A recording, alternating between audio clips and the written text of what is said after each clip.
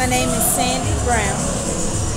I'm an artist originated from Cary, Florida. I do folk art. Most of my folk art comes from memories from my grandmother, my mother, and my kids also, because I have 6 kids. Back in 2003, I had a stroke that partially paralyzed my left side.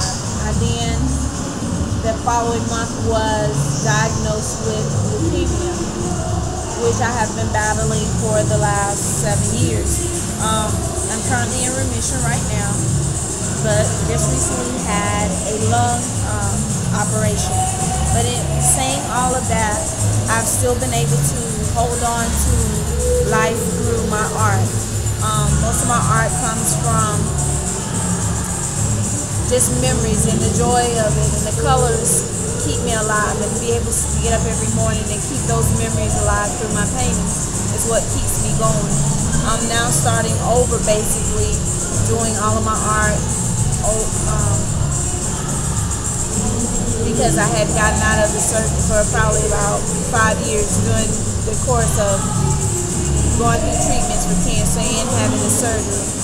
I'm right now just really embracing the newness of the market all over again, and I'm just hoping to continue on as long as allowed.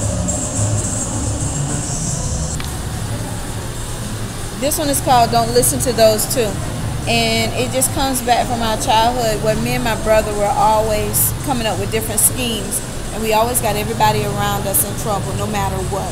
So that's one of our things. These two here are talking about my grandmother always told us about, they were sharecroppers, and they had the shotgun shacks and how they lived, and it was just a good time for them, even though they were sharecroppers. So Sandy, how did you start to create art? I was going through the rehabilitation with my stroke, and they wanted to give me some sort of I guess function to do, and they started trying to get me to do crocheting, but that's not what I wanted to do. And so I started doing the art through the hospital, and that's how I got there, really, just as something to relieve and rehabilitate myself. It was 2 things that they had competition. It was like an unsaid competition, and it talked about how they had their gardens had to be needy. You had no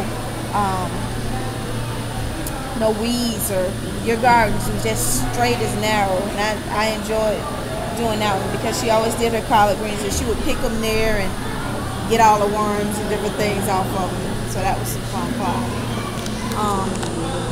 This one is called Embracing Everything, and it's just because it's just talking about life and how things come at you, and just embrace it, whether it's the color or whatever.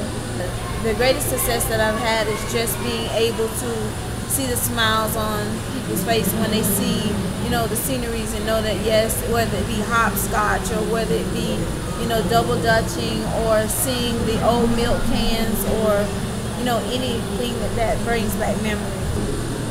This is just a piece that I did with the folk art, and the people are coming down. It's a glass jar. They said, but at one time or another, we all are given rays of sunshine, but what you do with it is what matters, because there will be days that the sun won't shine. And that one was special to me because going through the therapy with cancer and stuff, I have a lot of days that I don't have the sunshine, so I have to make my own. My name is Sandy Hall. I'm a folk artist out of Thomasville, Georgia, and I am Black Art in America.